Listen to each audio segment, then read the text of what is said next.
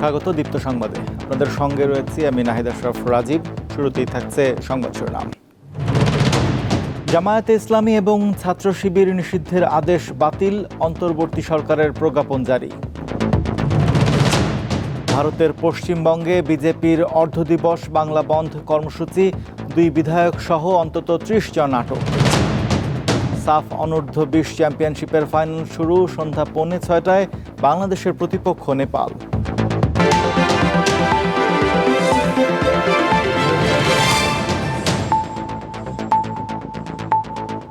জামায়াতে ইসলামী ও ইসলামী ছাত্র শিবির নিষিদ্ধ করার আদেশ বাতিল করেছে অন্তর্বর্তী সরকার।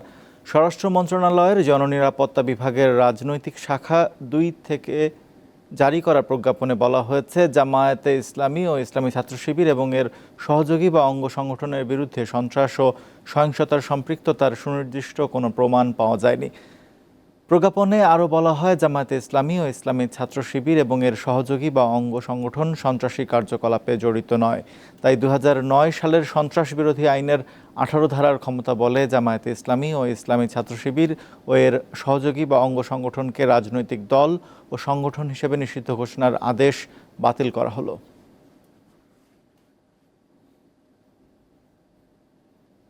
আওয়ামী লীগ কোনো নীতিগত অবস্থান থেকে জামাতকে নিষিদ্ধ করে নাই।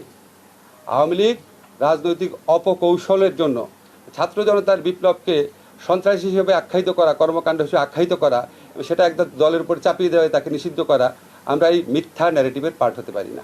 গত 15 বছর তারা যা করেছে সেটা তাদের ঐতিহ্যের সাথে যায় না, সেটা মুক্তিযুদ্ধের চেতনার সাথে যায় না। তারা বাংলাদেশের ইতিহাসে বর্বরতম এক ফ্যাসিবাদ কায়েম করেছিল। এই কর্মকাণ্ডের জন্য ব্যক্তিগত দায় থাকতে পারে, দল হিসাবে আওয়ামী লীগ নিষিদ্ধ করা দল হিসাবে মনে হয় না সমীচীন হবে। অন্তর্বর্তীকালীন সরকারকে দ্রুত রাজনৈতিক দলগুলোর সাথে সংলাপে বসা উচিত বলে মন্তব্য করেছেন বিএনপি মহাসচিব মির্জা ফখরুল ইসলাম আলমগীর। বুধবার রাজধানীর গুলশানে বিএনপি চেয়ারপারসনের কার্যালয়ে অনুষ্ঠিত ব্রিফিংয়ে তিনি এই মন্তব্য করেন।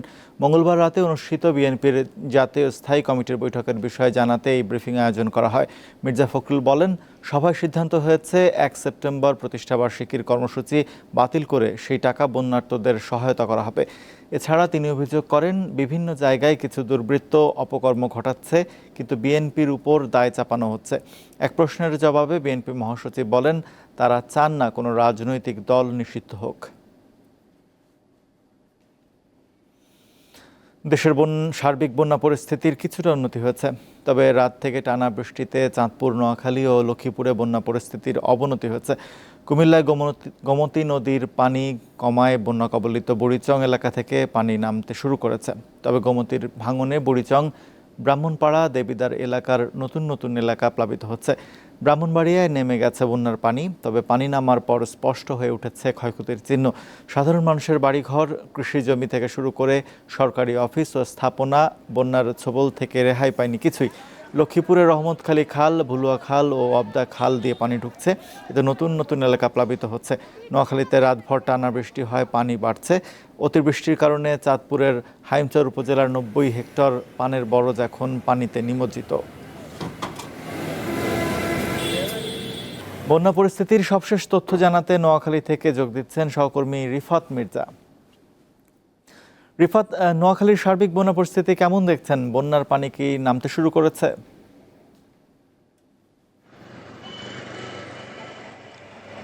রাজীব, নোয়াখালীর বন্যা পরিস্থিতির কথা বলতে গেলে গেল 2 দিনে কিন্তু পানি অনেকটাই নামা শুরু করেছিল, কিন্তু গতকালকে রাতের ভারী বর্ষণের ফলেই কিন্তু পানি আবারও বাড়তে শুরু করে দিয়েছে। আপনি জানেন যে নোয়াখালীর 9 উপজেলার 8 উপজেলার মানুষে কিন্তু প্রায় আজ 10 দিনের বেশি কিন্তু পানিবন্দী রয়েছে। এর পাশাপাশি কিন্তু গত 2 দিন পানি 3 থেকে 4 ইঞ্চি নিচে নামলেও কিন্তু গতকাল রাতে বজ্রপাতের সাথে সাথে কিন্তু ভারী বর্ষণের ফলে কিন্তু কোথাও কোথাও কিন্তু 1.5 থেকে 2 ফিটের উপরে পানি উঠেছে। এছাড়াও যদি আমি আপনাকে বলি যে আমরা আবহাওয়া অফিসের সাথে কথা বলেছি, তারা বলছে যে আগামী 5 দিনে কিন্তু বৃষ্টিপাত হতে পারে। তার পাশাপাশি নোয়াখালী যদি সার্বিক বন্যা পরিস্থিতির কথা বলি, নোয়াখালীর সদর থেকে শুরু করে কিছু কিছু অঞ্চলে কিন্তু পানি নামতে শুরু করলেও কিন্তু নোয়াখালীর যে বেগমগঞ্জ উপজেলা, আসলে এই উপজেলায় কিন্তু বৃষ্টি ছাড়াই কিন্তু পানি প্রবেশ করছে। এখনও অনেকগুলো সড়ক রয়েছে যেখানে কিন্তু বুকের উপর পানি রয়েছে।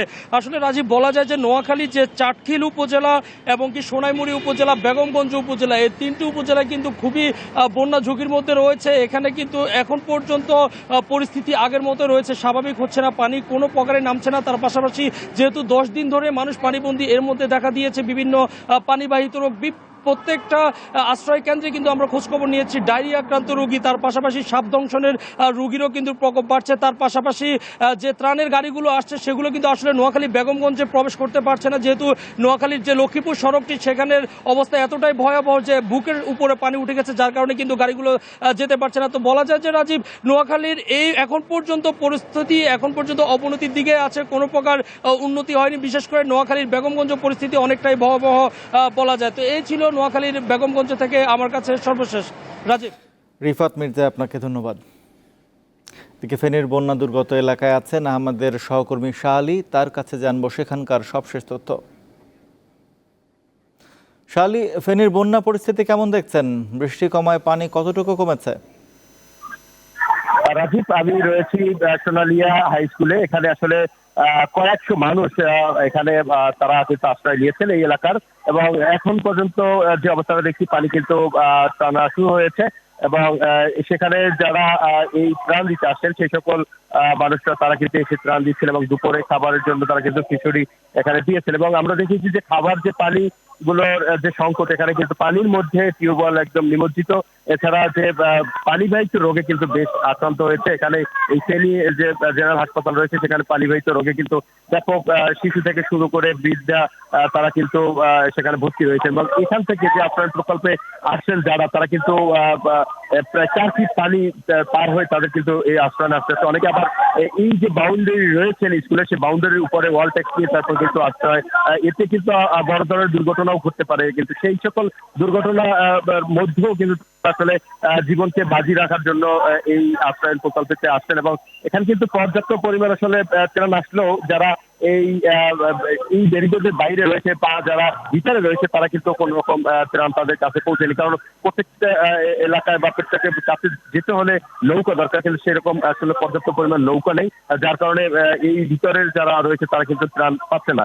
আমরা দেখেছি বিভিন্ন স্বেচ্ছাসেবী সংগঠন তারা কিন্তু এখানে কাজ করছে, রেড ক্রিসেন্ট রয়েছেন, এবং সেই রেড ক্রিসেন্টরাও তারাও কিন্তু উদ্ধার কাজ করছেন। যারা বিভিন্ন জায়গায় যে নিমজ্জিত বাড়িঘর রয়েছে সেখান থেকে যে মালামাল আনাজ থেকে শুরু করে গবাদি পশুগুলো উঁচু স্থানে তারা প্রধান সড়কে নিয়ে আসছেন আমরা দেখেছি। এবং এই যে আমরা যে স্কুলটিতে রয়েছি সেই স্কুলের যে অবস্থাটা দেখেছি, সেই স্কুলের কিন্তু পানি কিন্তু এখন পর্যন্ত প্রায় 4 ফিটের মতো রয়েছে। এখানে আসার মতো কিন্তু তেমন যোগাযোগ ব্যবস্থাও নেই। তারপরে কিন্তু এখানে দেখেছি শিশুদের থেকে শুরু করে এই সকল মানুষ কিন্তু তাকিয়ে আছেন ত্রাণের জন্য, কখন ত্রাণ আসবে, কারণ তাদের রান্না বান্না কোনো রকমই সম্ভব না স্কুলের মধ্যে। তো এখানকার মানুষের এখন যে খাবার পানির যে সংকটটা, সেই খাবার পানি কিন্তু দ্রুত এখানকার মানুষের কাছে পৌঁছে দেওয়া হচ্ছে সবচেয়ে গুরুত্বপূর্ণ। এবং এই খাবার পাশাপাশি বেশ কিছু মানুষ কিন্তু সাপে কামড়ে আক্রান্ত হয়েছে, এবং সে সকল মানুষ।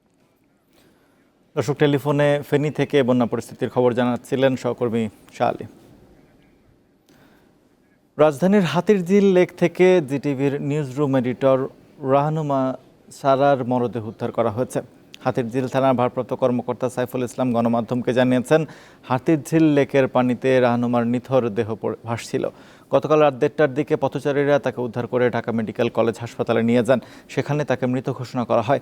এটা আত্মহত্যা নাকি হত্যা তা ময়নাতদন্ত প্রতিবেদন পেলে বলা যাবে। পুলিশ জানিয়েছে, নিহত সারার বাবা নোয়াখালী থেকে ঢাকায় এসেছেন। তিনি থানায় যে অভিযোগ দেবেন সেভাবে ব্যবস্থা নেওয়া হবে। সারার স্বামী সায়েদ শুভ্র দাবি করেছেন, পানিতে ঝাঁপ দিয়ে আত্মহত্যা করেছেন সারা।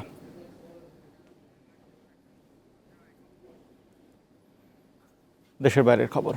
ভারতে বিজেপির ডাকে পশ্চিমবঙ্গ জুড়ে সকাল থেকে চলছে 12 ঘন্টার বাংলা বন্ধ কর্মসূচি। মঙ্গলবার আরজি কর কাণ্ডের বিচার চেয়ে পশ্চিমবঙ্গ ছাত্র সমাজের ডাকা নবান্ন অভিযানে পুলিশি অত্যাচারের প্রতিবাদে এই বন্ধের ডাক দেয় বিজেপি। বন্ধ সফল করতে কলকাতা সহ রাজ্যের বিভিন্ন এলাকায় রাস্তায় নেমেছেন বিজেপি কর্মীরা। এরপর থেকে বিভিন্ন স্থানে বিজেপির কর্মীদের সঙ্গে রাজ্যের ক্ষমতাসীন দল তৃণমূল কংগ্রেসের কর্মীদের সংঘর্ষ হয়েছে। বিভিন্ন জায়গায় বিজেপির কর্মীরা রাস্তা ও রেলপথ অবরোধ করেছে। কোচবিহারে বাস ভাঙচুরের পর 2 বিধায়ক সহ অন্তত 30 জনকে গ্রেপ্তার করেছে পুলিশ।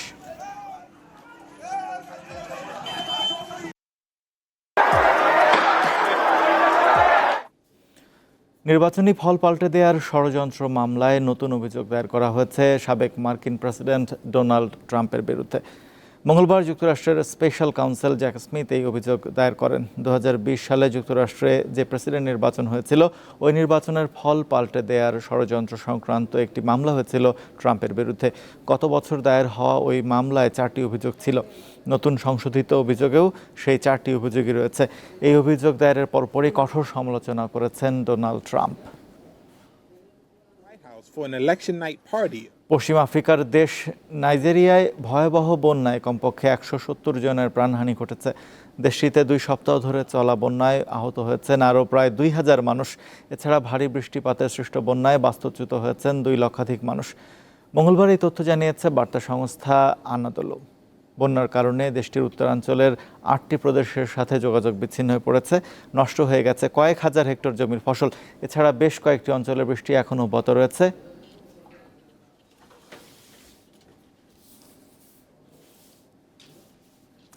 খেলার খবর। সাফ অনূর্ধ্ব-20 চ্যাম্পিয়নশিপের ফাইনালে এখন লড়ছে বাংলাদেশ ও নেপাল। শেষ খবর পাওয়া পর্যন্ত ম্যাচটি গোলশূন্য অবস্থায় আছে। নেপালের ললিতপুরের আনফা কমপ্লেক্সে ফাইনাল ম্যাচ নির্ধারিত সময় থেকে এগিয়ে দুপুর 3:45টায় শুরু হয়। গ্রুপ পর্বে শ্রীলঙ্কাকে 2-0 গোলে হারিয়ে আসর শুরুর পর নেপালের কাছে 2-1 গোলে হেরে যায় বাংলাদেশ। তাই সেমিতে আসরের সবচেয়ে শক্তিশালী দল ভারতকে হারালেও স্বস্তি বা নির্ভর হওয়ার সুযোগ নেই। To attack in a few occasions, but not the best what we've seen from this. শেষ করব দীপ্ত সংবাদ, তার আগে সংবাদ শিরোনাম জানাবো আরও একবার। জামায়াতে ইসলামী এবং ছাত্র শিবির নিষিদ্ধের আদেশ বাতিল, অন্তর্বর্তী সরকারের প্রজ্ঞাপন জারি। ভারতের পশ্চিমবঙ্গে বিজেপির অর্ধদিবস বাংলা বন্ধ কর্মসূচি, 2 বিধায়ক সহ অন্তত 30 জন আটক। কাঠমান্ডুতে সাফ অনূর্ধ্ব-20 চ্যাম্পিয়নশিপের ফাইনাল শুরু, নেপালের বিপক্ষে লড়ছে বাংলাদেশ। এই ছিল এখনকার মতো। আমাদের পরবর্তী সংবাদ বিকাল 4টায়। নিউজ আপডেট দেখার আমন্ত্রণ রইল।